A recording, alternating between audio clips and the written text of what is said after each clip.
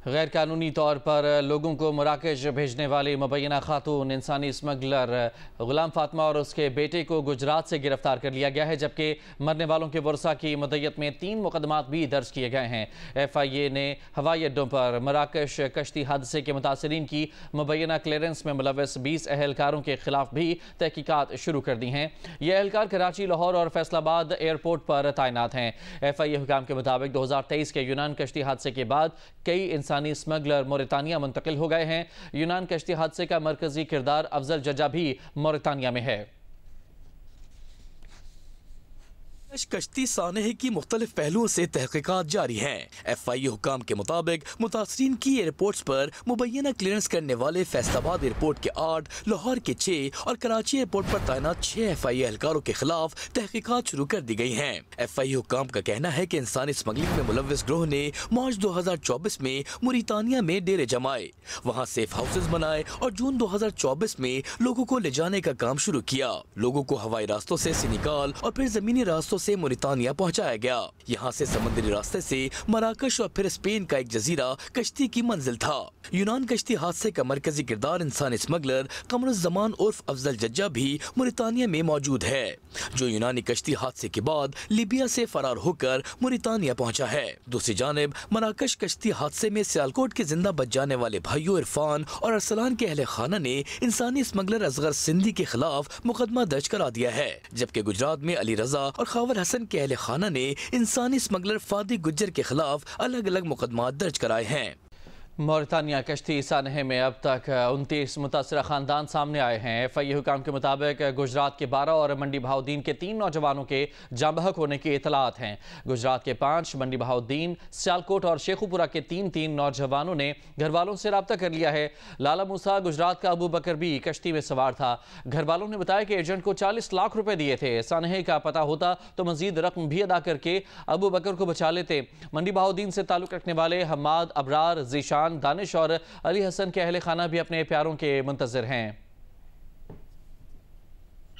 मंडी बहाउद्दीन के 5 नौजवान मोरितानिया की कश्ती पर सवार थे, जिसके बाद इनके घरों में गम और अफसोस की फिजा छाई हुई है। अजीज व क़रीब खैरियत दरियाफ्त करने और अफसोस का इजहार करने घरों का रुख कर रहे हैं। मुतासरा खानदानों ने इंसानी स्मगलिंग में मुलव्वस अफराद के खिलाफ सख्त कार्रवाई का मुतालबा किया है और हुकूमत से अपील की है कि वो उनके प्यारों की जल्द वतन वापसी के लिए फौरी इकदाम करे। 2 नंबर की थी ते वो सान कोना सीधी गल दसदा ते गो फिर होरी रास्ते लाया गया ते सान कोना सीधी गल दसदा। दानिश साहब ने डेथ हो गई है तो सान एक कन्फर्म हो गया दानिश जेड़ा वो साडा हॉस्पिटल च मराको विच मौजूद है तो एजेंट का साडे नाल कोई रब्ता शब्ता नहीं। हुक्मबाला अगे अपील है साडे बंदे जेड़े पाकिस्तानी उत्थे हैं डेड बॉडियां वापस हो जाए। उधर गुजरात में लाला मूसा के रिहायशी अबू बकर के घर भी गम और दुख के मनाजिर हैं। अबू बकर के घर वालों ने एजेंट को 40 लाख रुपए दिए थे, वो मजीद रकम देने को भी तैयार थे। वो भाई हमें बता रहा था कि वो लोग जो कश्ती चला रहे थे वो आते थे, उनके हाथ में पाइप थे लोहे के और थोड़े थे और डंडे थे, वो उनको सार पे, पाँव पे, पेट पे मारते थे और मारने के बाद उनको समुद्र में फेंक देते थे। मोरितानिया कश्ती साने में FIA की अब तक की तहकीकात के मुताबिक 29 मुतासरा खानदानों के नाम सामने आ चुके हैं, जबकि उनमें मजीद इजाफे का भी खदशा है। साथी रिपोर्टर तारिक भट्टी के साथ राजा रियाज रासिक, जियो न्यूज़, गुजरात। हुकूमती मुज़ाकराती कमेटी के रुकन सेनेटर इरफान सिद्दीकी ने PTI को हुकूमती कमेटी से मुज़ाकरात बंद करने की तजवीज़ दे दी है। इरफान सिद्दीकी ने कहा है कि उन्हें बैरिस्टर गौहर की आर्मी चीफ से मुलाकात की तफसील और मकालमों का इल्म है। बैरिस्टर गौहर ने कहा कि उनकी बराह रास्त आला तरीन फ़ौजी सतह पर बात शुरू हो गई है, जो इत्मीनान बख्श है। बैकडोर प्रोसेस भी चलेगा और फ्रंट डोर प्रोसेस भी। इस पर तबसरा करते हुए इरफान सिद्दीकी ने कहा कि 2-2, 3-3 दरवाज़ों से मुज़ाकरात बैक वक्त नहीं चला करते। अब छोटे छोटे दरवाज़ों, खिड़कियों और रोशनदानों में झांकने का कोई फ़ायदा नहीं। अगर वो दरवाज़ा खुल गया है जिसके लिए साल से कोशां थे तो ये कोशिश छोड़ दें। इरफान सिद्दीकी ने कहा कि बानी PTI और अलीमा खान भी आर्मी चीफ से बैरिस्टर गौहर की मुलाकात को खुशाइन करार दे रहे हैं।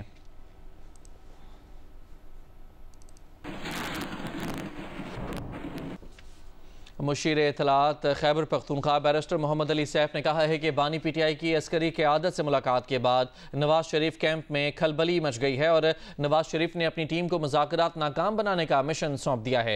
एक बयान में उन्होंने कहा कि हुकूमती मुज़ाकराती कमेटी को गैर मौसर बनाने का काम शुरू किया जा चुका है। ऐसे अनासर सरगर्म हो चुके हैं जो नहीं चाहते कि मुल्क में सियासी इस्तेहकाम हो। बैरिस्टर सैफ ने कहा कि PTI मुल्क में अमन के लिए मुज़ाकरात की राह पर चल रही है। गैर मुंतखब टोला अपना नाजायज़ इक़्तिदार बचाने के लिए मुज़ाकरात नाकाम बनाने के मिशन पर है। हुकूमती वज़रा को चाहिए कि अपने हल्फ का पास रखें और PTI अस्करी क़यादत मुलाकात पर सियासत न करें।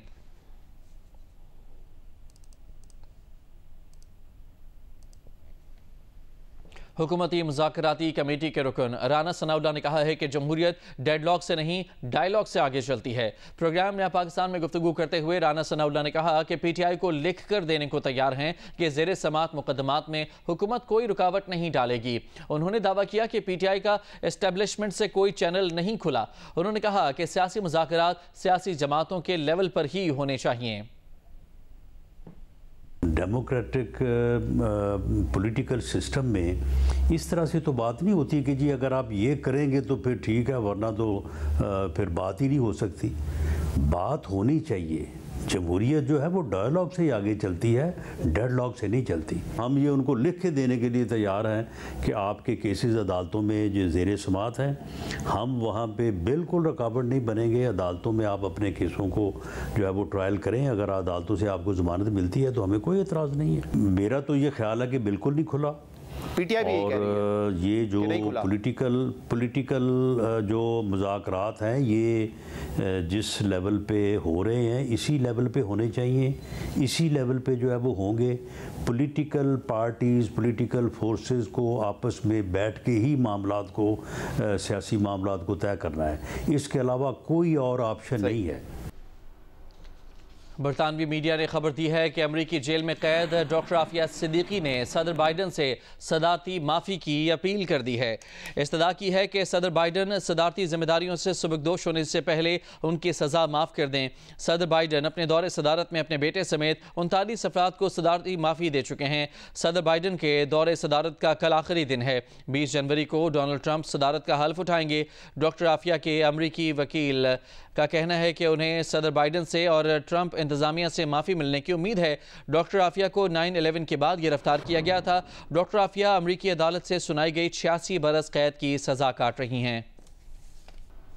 गजा में जंगबंदी मुआहदा आज से नाफिजुल अमल हो रहा है। फ़लस्तीनी महकमा सेहत के मुताबिक 7 अक्टूबर 2023 से होने वाली जंग में अब तक हज़ारों फ़लस्तीनी बच्चों, ख़वातीन और ख़ानदानों समेत 47,899 फ़लस्तीनी शहीद, 1,10,000 से ज़ायद फ़लस्तीनी ज़ख्मी हो चुके हैं। गजा में इंसानियत सोज मज़ालिम के बावजूद इसराइल ने अपने तमाम मग़वियों की रिहाई न करवाई।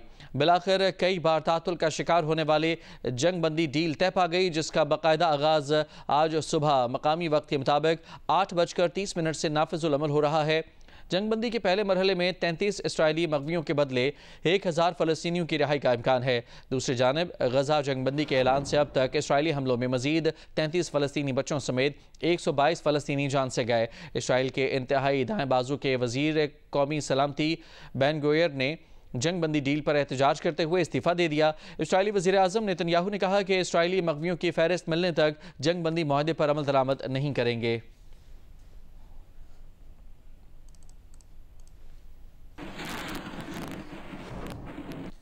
लंदन में PTI के हामी गुलफाम हुसैन कियानी को स्कॉटलैंड यार्ड पुलिस ने गिरफ्तार कर लिया है। स्कॉटलैंड यार्ड ज़राए ने गिरफ्तारी की तस्दीक कर दी है। स्कॉटलैंड यार्ड ने 4 दिन कबल गुलफाम हुसैन के वारंट जारी किए थे। गुलफाम हुसैन गिरफ्तार किए गए हैं। गुलफाम हुसैन को वज़ीर आज़म शहबाज शरीफ और नवाज शरीफ को कत्ल की धमकियाँ देने के इल्ज़ाम में गिरफ्तार किया गया है। मालूम हुआ है कि गुलफाम ने टिकटॉक पर शरीफ बरादरान को कत्ल करने और एवनफील्ड अपार्टमेंट्स तबाह करने की धमकी दी थी। गुलफाम कियानी ने एवनफील्ड के दरवाज़ों पर पत्थर फेंकने की वीडियो भी सोशल मीडिया पर अपलोड की थी। मुस्लिम लीग नून बरतानिया के रहनुमा खुरम भट्ट ने गुलफाम हुसैन की वीडियो बरतानवी पुलिस को दी थी। पुलिस ने गुलफाम कियानी को ऐन उस वक्त गिरफ्तार किया जब वो एवनफील्ड गेट पर लाते मार रहा था। नून लीग के रहनुमा खुरम भट्ट ने कहा कि उनकी शिकायत पर पुलिस इस मामले को कई माह से देख रही थी।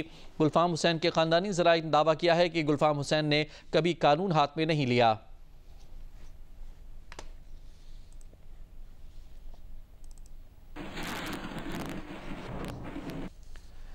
जिला हंगू के टलता पारा चनार की मरकजी शाहरा मंदूरी के मकाम पर धरने के बायस आज भी बंद है। लोअर कुरम में ऑपरेशन की मनसूबाबंदी के पेश नज़र टल और हंगू में TDPs कैंप कायम करने के लिए इक़दामात जारी हैं। दूसरी जानिब रास्तों की बंदिश के बायस दुकानें अशिया से खाली हैं और अद्वियात की भी शदीद किल्लत पैदा हो चुकी है।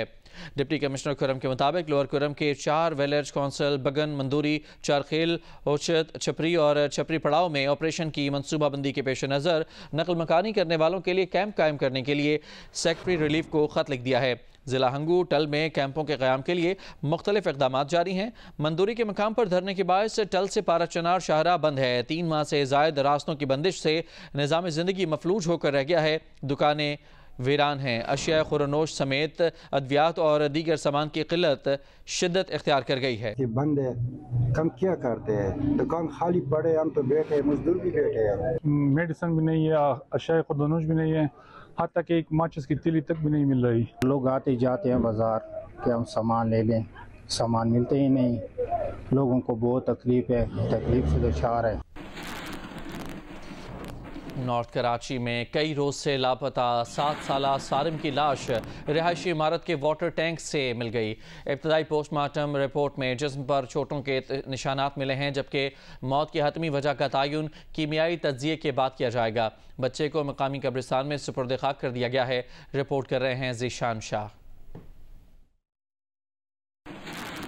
7 साल का सारिम मदरसे जाने के लिए निकला था और लापता हो गया। नॉर्थ कराची के सेक्टर के में पेश आए इस वाक़े के बाद सारिम के घर में कोहराम मचा हुआ था कि इस शदीद सर्दी में वो कहां और किस हाल में होगा। तहाँ माँ बाप का ये तजस्सुस अब कभी ना मिटने वाले दुख में बदल चुका है, क्योंकि 11 दिन बाद सारिम की लाश रिहायशी इमारत में वाक़े वाटर टैंक से बरामद हुई है।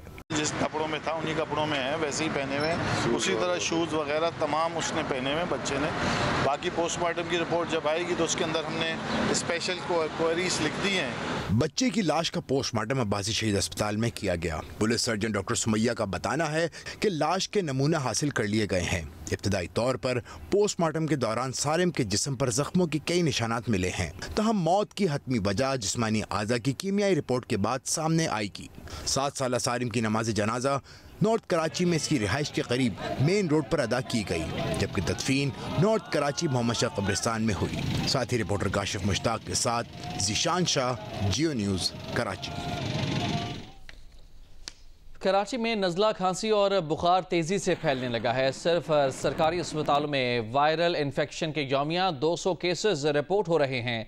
मुतादी अमराज के माहिर डॉक्टर्स का कहना है कि इन मरीजों के टेस्ट करवाने पर 25 से 30% मरीजों में कोरोना मुस्बत आ रहा है, जबकि 10 से 12% मरीजों में इन्फ्लुएंजा H1N1 का वायरस पाया गया है।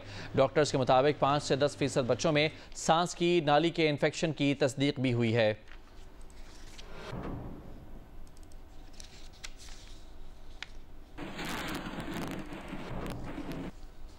मारूफ मॉलेज और SIUT के सरबराह डॉक्टर अदीब रिजवी की तबीयत नासाज हो गई। अचानक तबीयत खराब होने पर उन्हें निजी अस्पताल में दाखिल कर दिया गया है। तर्जुमान SIUT के मुताबिक अदीब रिजवी को नज़ला और ज़ुकाम की शिकायत पर मकामी अस्पताल लेकर गए। पल्मोनोलॉजिस्ट ने प्रोफेसर अदीब रिजवी का मुआयना किया और ज़रूरी टेस्ट किए। प्रोफेसर अदीब रिजवी की तबीयत में बेहतरी आई है। प्रोफेसर अदीब रिजवी को मॉलेज की जानिब से चंद दिन आराम का मशवरा दिया गया है।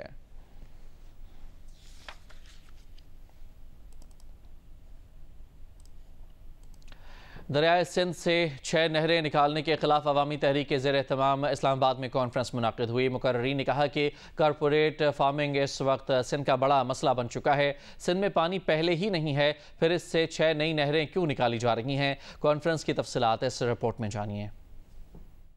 सिंध में 6 नहरें निकालने और कॉर्पोरेट फार्मिंग के खिलाफ अवामी तहरीक की ज़ेर इस्तेमाम इस्लामाबाद में कॉन्फ्रेंस मुनक्किद की गई। कॉन्फ्रेंस से खिताब में मुकर्रीन ने कहा कि 6 नई नहरों के लिए दरियाए सिंध में पानी नहीं है। ये सिंधियों को मारना चाहते हैं। सिंध की तमाम जमातें इस कॉर्पोरेट फार्मिंग और ग्रीन इनिशिएटिव के खिलाफ है। 44 लाख एकड़ अराजी कॉर्पोरेट फार्मिंग के नाम पर अलॉट की जा रही है, जो नाकाबिले कबूल है। 2023 में एक एक्ट पास हुआ।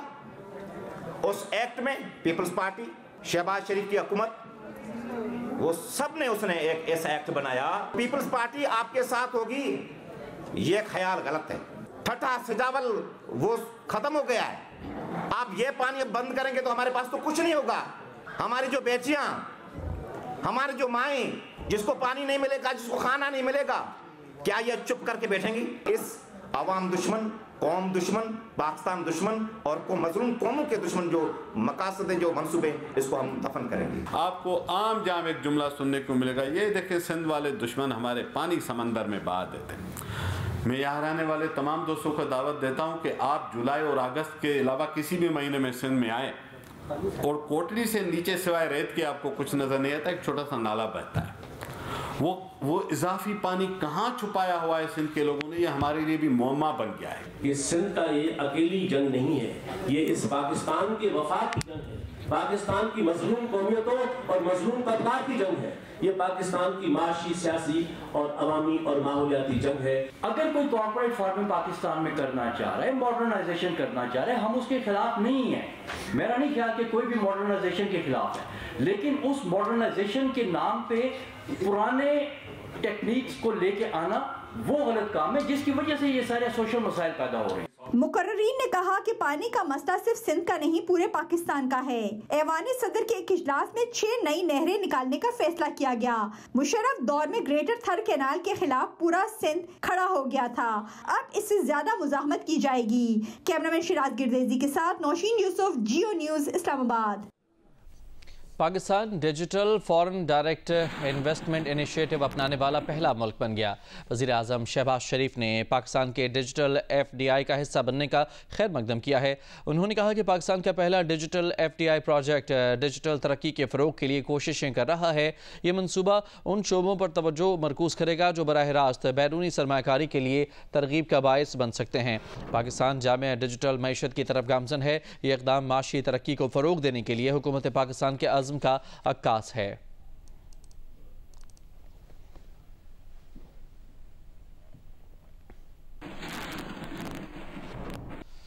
खेलों की दुनिया से खबर आपको दें, मुल्तान टेस्ट में वेस्ट इंडीज़ के खिलाफ पाकिस्तान की पोजीशन मजबूत हो गई है। दूसरे दिन के अख्ताम तक पाकिस्तान ने 3 विकेट के नुकसान पर 109 रन बनाकर मजमूई तौर पर 202 रन की बरतरी हासिल कर ली। पाकिस्तानी टीम पहली इनिंग्स में 230 रन बनाकर आउट हुई, जबकि वेस्ट इंडीज़ की टीम को पहली इनिंग्स में पाकिस्तानी स्पिनर्स ने 137 रन पर पवेलियन भेज दिया।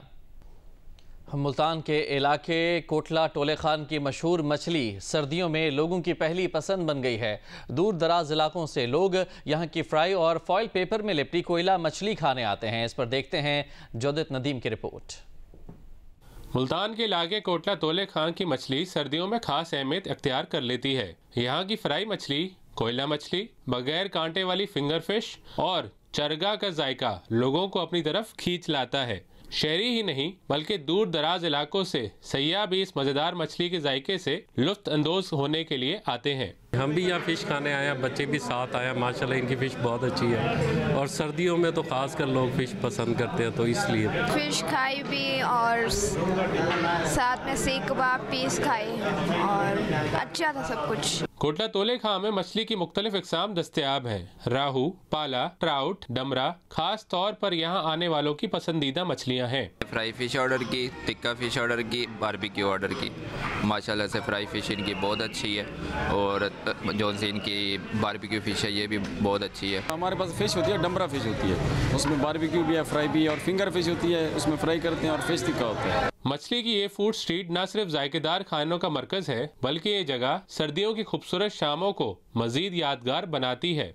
यहाँ का जायकेदार खाना और खूबसूरत माहौल सर्दियों की शाम को यादगार बनाने के लिए एक हसीन इम्तिजाज है। लोग यहाँ सिर्फ खाना खाने के लिए नहीं आते बल्कि खाने को एंजॉय भी करते हैं। कैमरामैन मोतसिम क्लासरा के साथ जोधा नदीम, जियो न्यूज़, मुल्तान।